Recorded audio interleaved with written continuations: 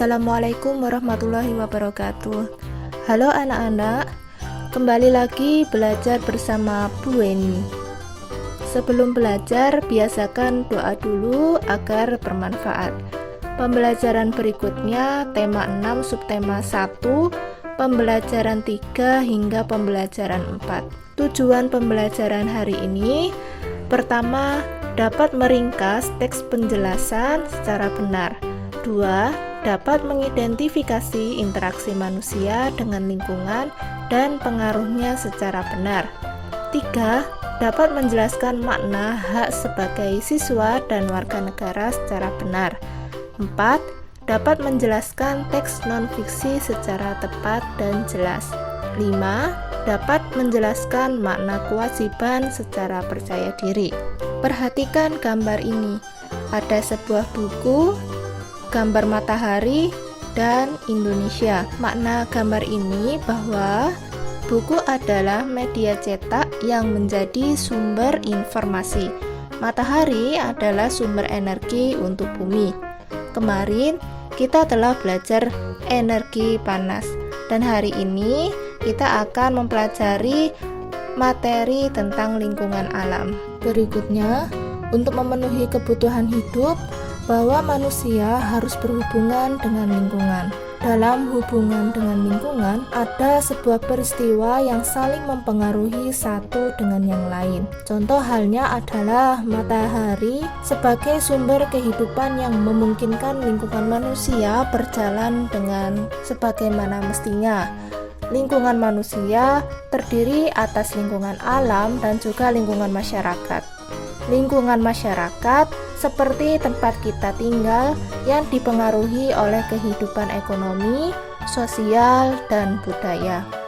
Semua makhluk hidup yang ada di bumi melakukan hubungan dengan sesama makhluk hidup maupun dengan lingkungan. Lingkungan alam yang terdiri atas benda mati dan makhluk hidup.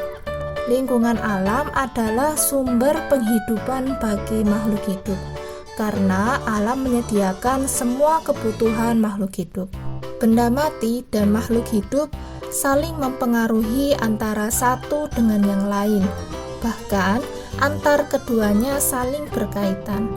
Salah satu bentuk hubungan antara benda mati dan makhluk hidup adalah jenis tanah, suhu, dan curah hujan di suatu tempat yang dapat mempengaruhi jenis tanaman yang tumbuh dan hewan yang berkembang di daerah tersebut.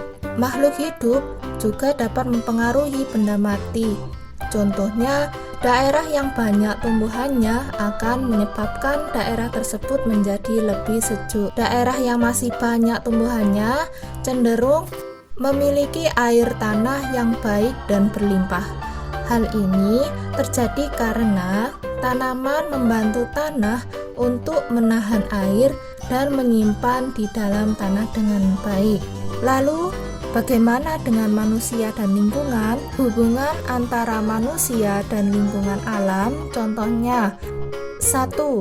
Seorang petani harus menyesuaikan waktu tanam dengan musim hujan agar tanamannya dapat tumbuh dengan baik. Yang kedua, para nelayan memilih waktu untuk berlayar menyesuaikan dengan keadaan cuaca agar terhindar dari bencana. Jadi, itulah hubungan interaksi antara manusia dan lingkungan. Maka manusia dan lingkungan itu saling berhubungan atau saling berkaitan satu dengan yang lain. Selanjutnya ada sebuah gambar sampah yang ada di perairan yang sangat banyak, sehingga pemandangan alam menjadi lebih buruk karena sampah-sampah tersebut berserakan. Karena apa? Karena pengaruh negatif interaksi manusia dengan lingkungan alam. Jadi, tidak semua interaksi manusia dengan alam itu berdampak baik, ada yang juga berdampak buruk. Contoh halnya bentuk interaksi manusia saat perilaku masyarakat yang suka membuang sampah sembarangan. Karena bentuk interaksi manusia sangat negatif, maka pengaruhnya adalah dapat merusak makhluk hidup lain yang ada di dalamnya. Tidak hanya itu, kerusakan lingkungan yang ditimbulkan dapat membahayakan manusia sendiri. Bagaimana usaha memperbaikinya? Yaitu dengan cara manusia memelihara lingkungan dengan baik. Melestarikan lingkungan, kita sebagai warga negara perlu adanya usaha untuk wajib membersihkan lingkungan. Tidak membuang sampah sembarangan, tidak menebang pohon, dan tidak merusak fasilitas taman di kota.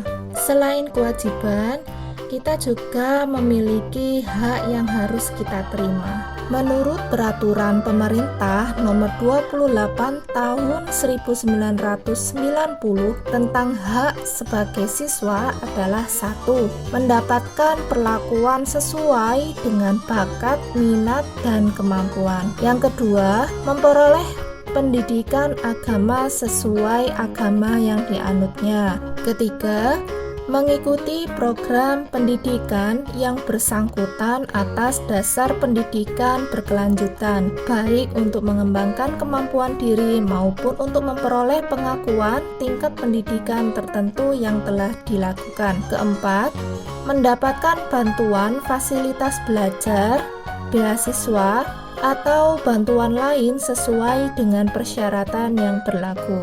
5. Pindah ke sekolah yang sejajar atau yang tingkatnya lebih tinggi sesuai dengan persyaratan penerimaan siswa pada sekolah yang hendak dimasuki. 6. Memperoleh penilaian hasil belajarnya. 7. Menyelesaikan program pendidikan lebih awal dari waktu yang ditentukan. Mendapatkan pelayanan khusus bila mana menyandang cacat. Teks yang berjudul Hak-hak seorang siswa yang sudah dibaca tadi merupakan teks non-fiksi yang artinya fakta atau tidak termasuk hayalan. Itulah pembelajaran yang kita pelajari hari ini. Disimpulkan bahwa sebuah interaksi atau hubungan satu dengan yang lain saling berkaitan. Interaksi antara manusia dan lingkungan memiliki makna dan memiliki nilai hak dan kewajiban untuk menjaga lingkungan agar saling berkaitan satu dengan yang lain. Berkaitan dengan hak, bahwa hak siswa sudah tertuang pada peraturan pemerintah nomor 28 tahun 1990 merupakan jenis teks non-fiksi atau tidak berhayal atau bersifat fakta. Alhamdulillah pembelajaran hari ini selesai. Akhirul kalam, wassalamualaikum warahmatullahi wabarakatuh.